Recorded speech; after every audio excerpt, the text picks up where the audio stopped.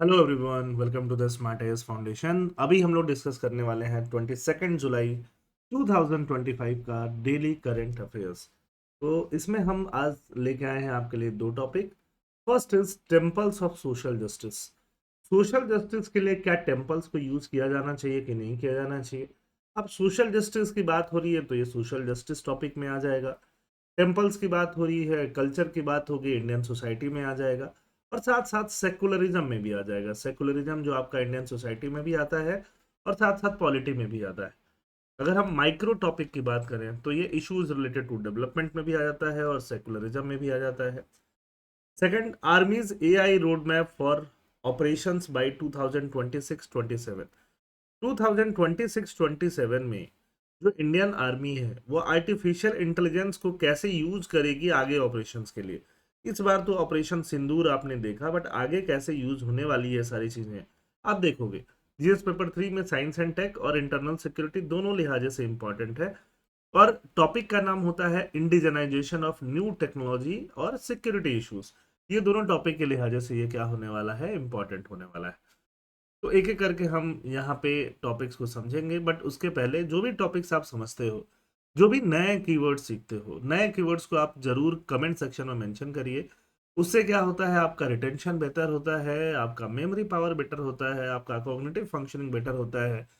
आप उन वर्ड्स को, कीवर्ड्स को आगे फ्यूचर में यूज करने का आपका जो लाइकलीहुड है वो इंक्रीज हो जाता है।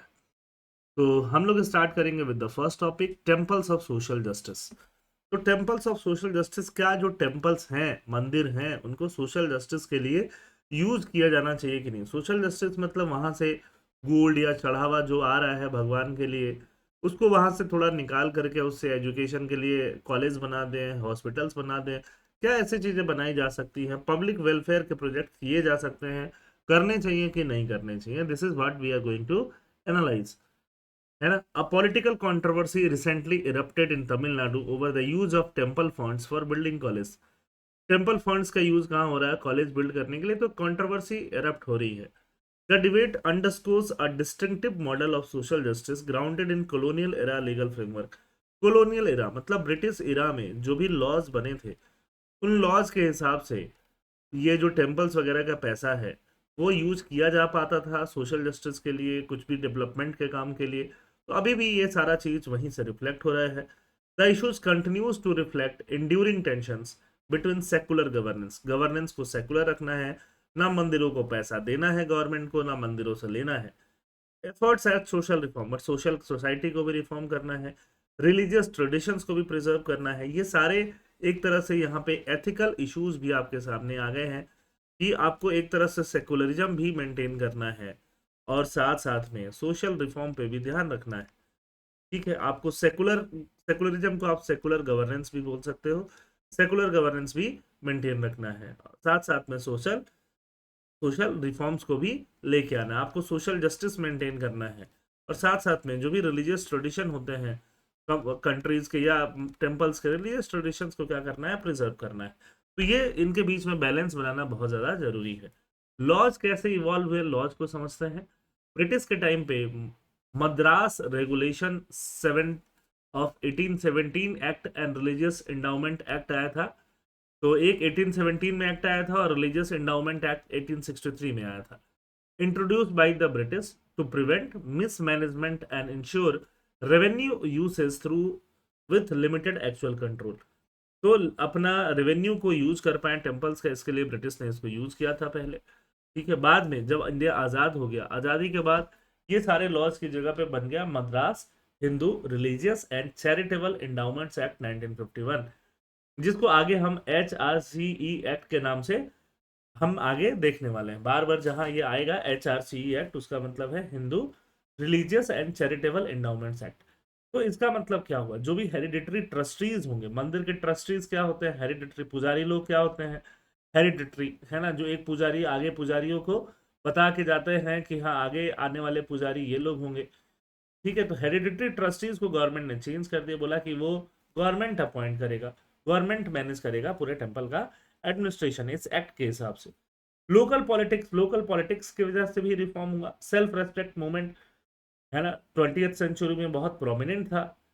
कहाँ पे तमिलनाडु में, साउथ इंडिया में डीएमके जो पार्टी थी वो भी सेल्फ रेस्पेक्ट मूवमेंट के बेसिस पे बनी। डीएमके के नाम आप सुनते हो, Dravida Munnetra Kazhagam, Indian political party based in state of Tamil Nadu. तो यहाँ भी ये सेल्फ रेस्पेक्ट मूवमेंट ने, डीएमके ने भी रैशनलिज्म और सेकुलरिज्म को प्रमोट किया। बोला कि टेम्पल्स पे स्टेट कंट्रोल, स्टेट मतलब गवर्नमेंट का कंट्रोल है तो अच्छा है, जो टेम्पल्स होंगे वो और ज़्यादा डेमोक्रेटाइज होंगे, वहाँ पे जो सो कॉल्ड लोअर कास्ट है उनको एंट्री मिलेगी। Self respect movement EV Ramaswamy Periyar का लीड किया हुआ था 1925 में। Social reform movement in Tamil Nadu aimed at achieving social equity, equality and justice for non Brahmin communities. Non Brahmin communities के लिए जस्टिस लेके आना। तो इनसे इन्फ्लुएंस होकर एचआरसी एक्ट भी आया। asserted that temple wealth should benefit public welfare। Temple wealth से एजुकेशन, हेल्थ केयर वगैरह में यूज किया जा सकता है। Transform temples into platform for social reform. Temples को ट्रांसफॉर्म किया जाएगा platform for social reform. And empowerment for oppressed community, oppressed community का एम्पावरमेंट भी उससे किया जाएगा। Justification for using temple funds for education in Tamil Nadu. क्या जस्टिफिकेशन है? Legal provision. लीगल प्रोविजन तो ही एचआरसी एक्ट सीधे बोलता है कि जो भी सरप्लस टेम्पल फंड होगा, सरप्लस ज्यादा पैसा को एजुकेशन, हेल्थ, इन सब में यूज किया जा सकता है अगर रिचुअल्स जो होते हैं टेम्पल्स के वो अनअफेक्टेड रहते हैं। इसके पॉजिटिव एग्जांपल्स भी हैं कि टेम्पल्स का फंड यूज करके, है ना, कॉलेजेस भी बने हैं। तिरुवन्नमलाई में और कृष्णगिरी में, बैकवर्ड डिस्ट्रिक्ट में सीधे सीधे कॉलेजेस बनाए गए हैं। सोशल जस्टिस मॉडल ये बोलता है, Dravidian model treats temple as public institution for equality and upliftment. Temples को यूज किया जाना चाहिए पब्लिक इक्वालिटी के लिए और अपलिफ्टमेंट के लिए। कॉन्स्टिट्यूशन क्या बोलता है? इंडिया का constitution article 25 clause 2 sub clause A social welfare and reform के बारे में क्या बोलता है? The constitution permits the state to regulate और restrict any economic, financial, political और secular activity associated with religion to promote social welfare and reform। तो regulate कर सकता है और रिस्ट्रिक्ट कर सकता है इकोनॉमिक, फाइनेंशियल एक्टिविटी। तो ऑब्वियसली गवर्नमेंट जो है वो क्या कर सकता है? रेगुलेट कर सकता है, रेगुलेट कर सकता है या रिस्ट्रिक्ट कर सकता है इकोनॉमिक, फाइनेंशियल, है ना, कुछ भी ऐसा activity social welfare and reform को प्रमोट करने के लिए। तो यहाँ से पैसा लेना, है ना, सीधे सीधे इकोनॉमिक फाइनेंशियल चीज़ों पे रेगुलेशन है, जिससे कि सोसाइटी का रिफॉर्म होगा, वेलफेयर होगा। आर्टिकल 26 क्या बोलता है? Regulates while protecting rights, rights भी प्रोटेक्ट रहने चाहिए, रीजनेबल रेस्ट्रिक्शंस भी लगाता है।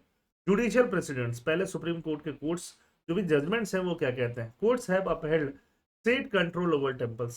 शिवर मत केस आया था, है ना, जिसमें distinguishing between religious practice and secular administration. Religious practice अलग चीज है। रिलीजियस प्रैक्टिस मतलब टेम्पल्स में पूजा कब होनी चाहिए? सुबह होनी चाहिए, रात में होनी चाहिए, दोपहर में होनी चाहिए, ये सारा कुछ क्या आ जाएगा? रिलीजियस प्रैक्टिस में होना आ जाएगा। कैसे होनी चाहिए, किस महीने में होनी चाहिए, किस तरीके से होनी चाहिए, है ना, उस पर सिंदूर चढ़ना चाहिए, फूल चढ़ना, क्या होना चाहिए, अगरबत्ती होना चाहिए, है ना, ये सब रिलीजियस प्रैक्टिस हो जाएगा। सेकुलर एडमिनिस्ट्रेशन मतलब कैसे मैनेजमेंट होगा पूरा, ये क्या हो जाएगा? Secular administration. Laws like the Hindu religious and charitable endowment HRC act legally enable such oversight, वो सारे ओवरसाइट को इनेबल करते हैं। साउथ इंडियन टेम्पल्स के बारे में बताते हैं। चोला एम्पायर ने बहुत सारे टेम्पल्स बनाए और बहुत सारे टेम्पल्स में डोनेशंस किए, है ना, लैंड का डोनेशन, वेल्थ का donation. Historian Anirudh Kanisetti notes how queens like Sembiyan Mahadevi strategically endowed temples with resources, turning them into social cultural hubs. Temples एक तरह से सोशियो कल्चरल हब्स बन गए। विजयनगर पीरियड में भी एजुकेशन, कल्चर, वेलफेयर सब कुछ टेम्पल से बहुत ज्यादा फ्लरिश हुआ। सीधे सीधे आपके आर्ट एंड कल्चर में ये सब पूछे जाते हैं। The historical precedent strengthens the argument that use of temple funds for modern educational purposes align with the original intent of temple endowments। Temples को जो endowments दिया जाता था, जो पैसा दिया जाता था, ओरिजिनल पर्पस क्या है? ओरिजिनल पर्पस है एजुकेशन। तो एजुकेशन के पर्पज से, क्योंकि टेम्पल्स एक एजुकेशन का सेंटर भी हुआ करते थे, कल्चर का सेंटर भी हुआ करते थे, तो अगर वहां से अलग से स्कूल कॉलेज बना दिया जाता है वहां से सरप्लस फंड को लेके, तो वो पुराना जो इंटेंट है उसको एक तरह से पॉजिटिवली ही सिग्निफाई कर रहा है। अब क्वेश्चन ये आता है, डिबेट ये आता है, should religious institution be allowed to function autonomously without state control. क्या जो भी रिलीजियस इंस्टीट्यूशन है वो उनको ऑटोनोमसली फंक्शन करने देना चाहिए, जिसपे कोई भी गवर्नमेंट का कंट्रोल नहीं हो? तो आर्गुमेंट इन फेवर आर्टिकल 26 ये बोलता है कि जो भी रिलीजियस डिनोमिनेशंस हैं वो अपने अफेयर्स को खुद ही मैनेज करें। ऑटोनोमी वहां पे सीधे सीधे बताई गई है, तो ऑब्वियसली ये इन फेवर आर्गुमेंट जाता है कि फ्रीडम मिलना चाहिए उनको, गवर्नमेंट का कंट्रोल नहीं होना चाहिए। Cultural and traditional integrity maintain रहेगी जब किसी और का कंट्रोल नहीं होगा। मंदिर अपने आप को या रिलीजियस इंस्टीट्यूशन अपने आप को खुद ही गवर्न करेंगे। कोई वहाँ ब्यूरोक्रेटिक शिफ्ट, पॉलिटिकल शिफ्ट नहीं होने से वहाँ कोई चेंज नहीं होना चाहिए। काउंटर आर्गुमेंट ये बोलता है कि नहीं, अकाउंटेबिलिटी, ट्रांसपेरेंसी, मिसमैनेजमेंट रोकना है, करप्शन, मंदिरों में भी करप्शन हो जाता है, ये चीजें रोकनी है। State regulation ensures audits, state का जो रेगुलेशन है वो ऑडिट्स को इंश्योर करता है, गवर्नेंस को इंश्योर करता है, ethical use of temple funds को इंश्योर करता है, पब्लिक इंटरेस्ट एंड वेलफेयर को इंश्योर करता है। Religious institution possess substantial wealth and influence, religious institution क्या पजेस करते हैं? सब्सटैंशियल वेल्थ, बहुत ज्यादा वेल्थ और बहुत ज्यादा influence.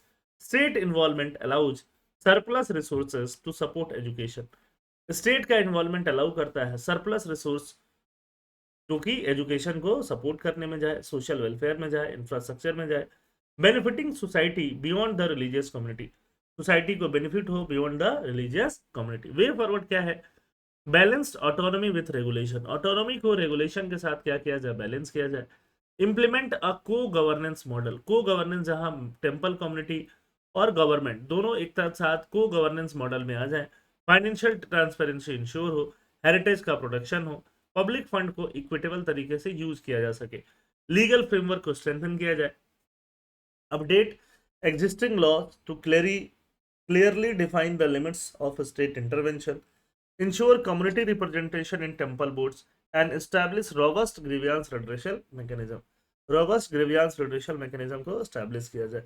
Now, what is the conclusion? The controversy surrounding the diversion of temple funds for educational purpose is not merely a question of legality. सिर्फ लीगालिटी का मैटर नहीं है, हिस्टोरिकल कंटिन्यूटी और सोशल जस्टिस का भी मैटर है। साउथ इंडिया के temples historically cultural, educational, welfare institution रहे हैं और एक्ट लॉ भी उनको ऐसा बनाता है। Use of surplus temple fund to build college is both legally sanctioned and align with the temple's original role, temple का जो ओरिजिनल रोल है, हिस्टोरिकल रोल है, उसके साथ भी अलाइन होता है। More importantly it is part of larger social justice, larger social justice का भी ये पार्ट बनता है। टॉपिक नंबर 2, देखो ये टॉपिक डायरेक्टली न्यूज़पेपर में तो नहीं आया था, आप न्यूज़पेपर आज का ढूंढोगे तो उसमें नहीं मिलेगा, बट जो ऑनलाइन बहुत सारे टॉपिक्स ऐसे इंडियन एक्सप्रेस और द हिंदू लेके आते हैं जो वो एक दो दिन बाद भी न्यूज़पेपर में डालते हैं या कभी कभी नहीं भी डालते हैं, काफ़ी इंपॉर्टेंट टॉपिक्स होते हैं वो। तो ये टॉपिक वहाँ था इंडियन एक्सप्रेस के ऑनलाइन पोर्टल पे, drone swarming to smarter war rooms, army's AI roadmap for operations by 2026-2027।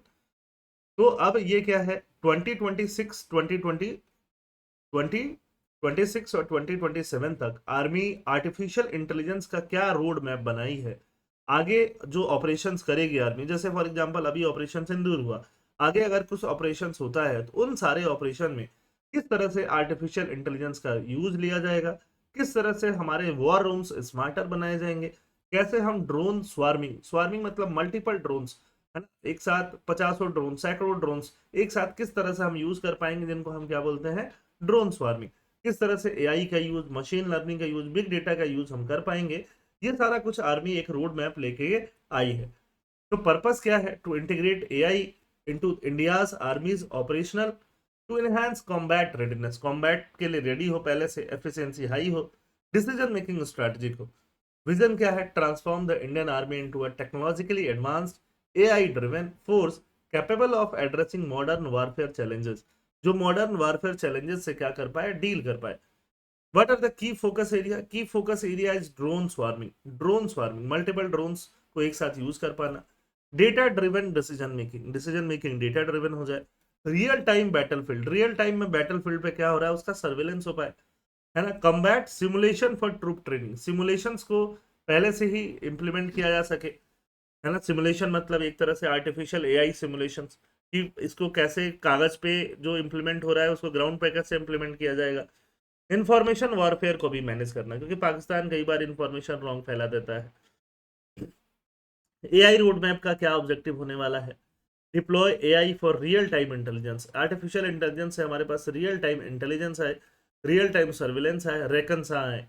Autonomous system, deploy and deploy develop and deploy AI enabled unmanned system, unmanned system जहां man नहीं है, drone, robot, vehicle, ऐसे autonomous system को deploy किया जाए। Swarm intelligence, coordinated operation पे focus किया जाए। स्वार्म मतलब multiple, cyber and electronic warfare, cyber and electronic warfare को स्ट्रेंथन किया जाए, एआई ड्रिवन किया जाए, साइबर थ्रेट्स से को काउंटर करने के लिए और एडवांस साइबर सिक्योरिटी बनाई जाए, है ना, सिग्नल जैमिंग, थ्रेट डिटेक्शन, ये सब किया जाए, logistic and maintenance, implement AI for productive maintenance of critical asset को प्रोटेक्ट किया जाए, टैंक्स को, एयरक्राफ्ट को, वेपन्स को, ट्रेनिंग और कैपेसिटी बिल्डिंग की जाए, use AI based simulations for war gaming and tactical training. Tactical मतलब बहुत छोटा छोटा जो अटैक होने वाला है उस तरह के ट्रेनिंग को हम क्या बोलते हैं, टैक्टिकल ट्रेनिंग बोलते हैं। India's AI roadmap transforming warfare by 2026-27। अब इसमें क्या क्या पॉइंट्स होने वाले हैं, ये सारे पॉइंट्स हम डिस्कस करते हैं। First point, immediate priorities enhance battle field awareness. Battle field पे क्या क्या होगा उसका अवेयरनेस हमें ज्यादा होना चाहिए। उसमें एआई ड्रिवन चैटबॉट्स हो, वॉइस टू टेक्स्ट सिस्टम हो, फेशियल रिकॉग्निशन का यूज हो, and anomaly detection algorithm, anomaly जो भी आ रहा है उसको डिटेक्ट करने के लिए एल्गोरिदम हो। Data fusion tools that analyses and integrate feed from drones, drones जो है जो भी फीड दे रहे हैं उसको इंटीग्रेट करे, सैटेलाइट जो भी डेटा दे रहा है उसको इंटीग्रेट करे, एयरक्राफ्ट जो भी डेटा दे रहा है उसको इंटीग्रेट करे, and ground sensor for real time insight, ground centre के साथ उसको इंटीग्रेट किया जाए, रियल टाइम पे इनसाइट मतलब डेटा मिल पाए। Second point, modernisation of equipment, जो भी हमारे पास इक्विपमेंट है उसको मॉडर्नाइज किया जाए और इक्विपमेंट्स को कोलेबरेट करवाया जाए, आर्मी के बीच में, नेवी के बीच में, एयरफोर्स के बीच में, ठीक है, ये एक बहुत जरूरी चीज हो जाता है। Third point, formation of AI task force, अलग से आर्टिफिशियल इंटेलिजेंस के ऊपर टास्क फोर्स बनाया जाए। AI task force under the director general of information system is being established. Director general of information system जो है उसके अंदर एक AI artificial intelligence task force अलग से बन रहा है। ये बहुत बड़ा एक तरह से स्टेप लिया जा रहा है जो टेक्नोलॉजी को इम्प्लीमेंट करेगी, जो लोगों को ट्रेन और कैपेसिटी, लोगों मतलब आर्मी के अंदर ही लोगों को ट्रेनिंग और कैपेसिटी बिल्डिंग कराएगी, डेटा शेयरिंग कैसे करना है, सिस्टम को इंटीग्रेट कैसे करना है, मेंटेनेंस, रिसर्च, डेवलपमेंट, ये सारा एआई टास्क फोर्स जो है वो एआई टास्क फोर्स का जिम्मेदारी होगा। अब इसको अप्लाई कैसे करेंगे, how we are going to apply this in the defence. Intelligence, surveillance, reconnaissance, बार बार हम बोल रहे हैं, इंटेलिजेंस डेटा लाएगा, सर्विलेंस रखेंगे, हम मॉनिटर करेंगे, रेकनसा एक्टिविटीज करेंगे, ये भी एक तरह से मॉनिटरिंग और यूज वाली एक्टिविटीज ही हो गई। ऑटोमेटेड, अब एग्जांपल क्या है, AI based analysis of border surveillance, borders पे अगर हम एआई बेस्ड एनालिसिस लगाएंगे तो जो भी लोग इन्फिल्ट्रेट कर रहे हैं बॉर्डर को, चकमा दे के अंदर घुस रहे हैं, वो ज्यादा अच्छे से आइडेंटिफाई हो पाएगा, है ना, टेररिस्ट अंदर घुस नहीं पाएंगे ज्यादा से ज्यादा। ऑटोमेटेड टारगेट रिकॉग्निशन ऑटोमेटेड हो जाएगा, आर्टिफिशियल इंटेलिजेंस ऑटोमेटिकली टारगेट को लॉक कर देगा, है ना, सेंसर वेंसर का यूज करके ह्यूमन एरर के चांसेस को रिड्यूस कर देगा। जैसे डीआरडीओ का नेत्रा यूएवी है, Netra unmanned aerial vehicle UAV, उसको इंटीग्रेट किया गया है सर्वेलेंस सिस्टम में।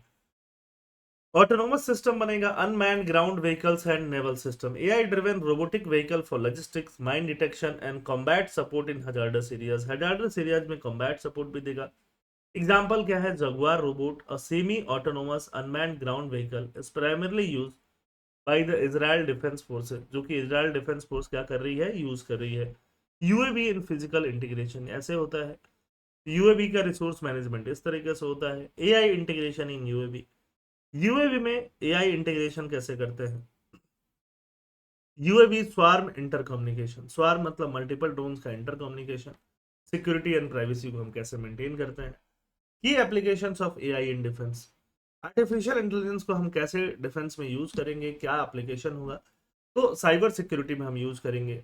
जो भी इंट्रूजन्स हो रहा है, इंट्रूजन्स जो कि आपके कंप्यूटर्स को, आपके डेटा को स्टील करने की कोशिश कर रहे हैं, उसको इंट्रूजन बोलते हैं, उसको डिटेक्ट करेंगे, है ना। Example, India's army cyber shield initiative, India का आर्मी का साइबर शील्ड इनिशिएटिव है to protect military network from AI driven cyber attack. अब ये सीधे सीधे आप साइबर सिक्योरिटी वाले टॉपिक में इसको मेंशन कर सकते हो। Logistic and supply chain management, artificial intelligence से कौन सा गुड्स कहाँ पहुंचा है, रियल टाइम पे सप्लाई ट्रैकिंग को किया जा सकेगा, प्रिडिक्टिव मेंटेनेंस किया जा सकेगा कि कौन से इक्विपमेंट फेलियर हो सकता है या उसका टाइम हो रहा है, उसको मेंटेन किया जा सकेगा। और ट्रेनिंग एंड सिमुलेशन में काम आएगा। सिमुलेशन मतलब वॉर टाइप सिचुएशन क्रिएट कर देना, देखो ये चश्मा लगा के, है ना, ऑगमेंटेड रियलिटीज और वर्चुअल रियलिटीज वाली सिचुएशन क्रिएट करके वहां वहां पे ट्रेनिंग कर लेना, वॉर गेमिंग सिमुलेशंस क्रिएट करके।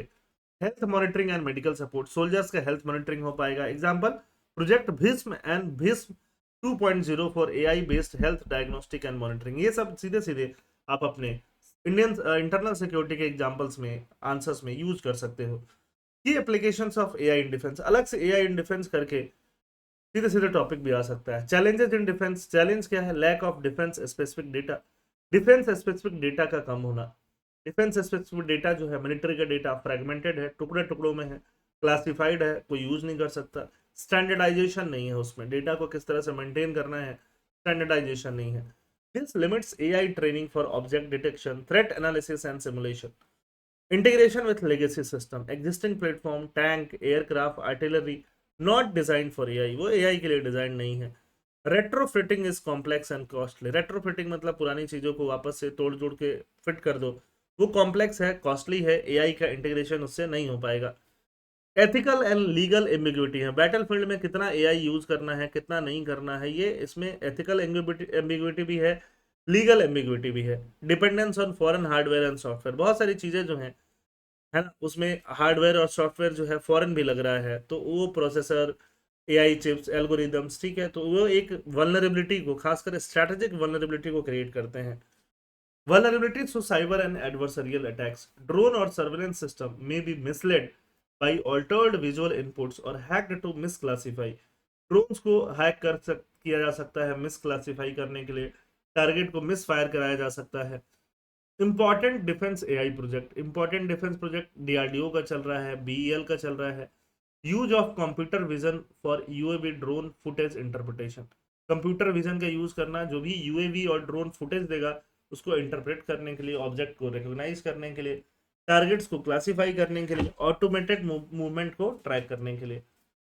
ऑटोनोमस कॉम्बैट ड्रोन्स जो है रिसर्च एंड डेवलपमेंट फेज में है। Project storm drone, AI enabled automated room intervention drone system with lethal and non-lethal payload to carry out building clearance and urban surveillance in GPS denied areas। GPS denied area में क्या करें वो लोग? Urban surveillance को maintain करें। Government support and initiative for AI in defence, innovations for defense excellence, a flagship initiative under the Ministry of Defense to foster innovation in defense by engaging startup, MSME and innovations। ये क्या है? innovations for defense excellence करके भी हमने government support और initiative start किया था। AI task force start हुआ था 2018 में, formed by the government of India to recommend strategy for AI adoption in defense and national security। AI research and development centre DRDO का बना हुआ है बेंगलुरु में, है ना, CAIR, centre for artificial intelligence and robotics. Defence AI council का meeting हुआ था जिसमें एडवाइजरी बॉडी एस्टेब्लिश हुई थी। मिनिस्ट्री ऑफ डिफेंस के अंदर एआई का एडवाइजरी बॉडी बना हुआ है। अब ग्लोबल यूज क्या हो रहा है एआई का मिलिट्री एंड डिफेंस में? यूएस काफी यूज करता है AI for autonomous system and decision dominance. US department of defense is spearheading AI integration via the joint artificial intelligence center and project Maven. US project Maven चला रहा है। China क्या चला रहा है? मिलिट्री और civil fusion, AI driven strategic ambitions China चला रहा है। 2017 से ग्लोबल एआई लीडर बन के बैठा है, 2030 तक उसका ये पूरा टारगेट है। जो भी टेक जायंट है, टेक्निकल कंपनी के जायंट्स हैं, बड़े बड़े कंपनीज वहां पे, Baidu, Alibaba, 8 military grade AI application under military civil fusion, military और सिविल को फ्यूज कर रहे हैं। फ्यूज मतलब कंबाइन कर रहे हैं। इसराइल क्या कर रहा है? देखो, यूएस, चाइना, इसराइल ये एआई में बड़ी कंट्री हैं कि एआई में लीड करती हैं। बैटल फील्ड पे एआई का यूज करता है, आयरन डोम का यूज करता है मिसाइल अटैक से बचने के लिए। वे फॉरवर्ड, लीगल फ्रेमवर्क, पहले लीगल फ्रेमवर्क क्लियर होना चाहिए, लॉ पहले क्लियर होना चाहिए, अकाउंटेबिलिटी फिक्स होना चाहिए, ह्यूमन ओवरसाइट भी होना चाहिए। ऐसा नहीं कि सर सब कुछ एआई के भरोसे छोड़ दिया, है ना। Incorporate human oversight protocols in projects like project storm drone and swarm drones, है ना। सब कुछ एआई के भरोसे छोड़ देंगे, माल फंक्शनिंग हो जाएगा, गलत रेस्पॉन्स हो जाएगा। कैपेसिटी बिल्डिंग करें, एथिकल एआई को यूज करें, ethical AI. Leverage AI centre of excellence and defence institution of advanced technology for ethical AI training programs. What is the conclusion? Artificial intelligence is transforming defense, enabling faster decision making, autonomous operation, and enhanced situational awareness. India's 2025-27 AI roadmap positions is to leverage cutting edge technology while addressing ethical, infrastructural, and strategic challenges. Its success hinges on indigenization, interoperability, and capacity building. Success किस पे है? Indigenisation पे। Success किस पे है? Inter operability पे। और success किस पे है? कि कितना हम कैपेसिटी बिल्डिंग कर पाएंगे उस पे। इंडिजनाइजेशन का मतलब होता है इंडिया के अंदर ही सारी चीजें डेवलप कर लेना, बाहर से हमें खरीदने का, इंपोर्ट करने का जरूरत नहीं पड़े। तो आई होप सारा टॉपिक आपको समझ में आया होगा, डिटेल में समझ में आया होगा। थैंक यू एंड जय हिंद।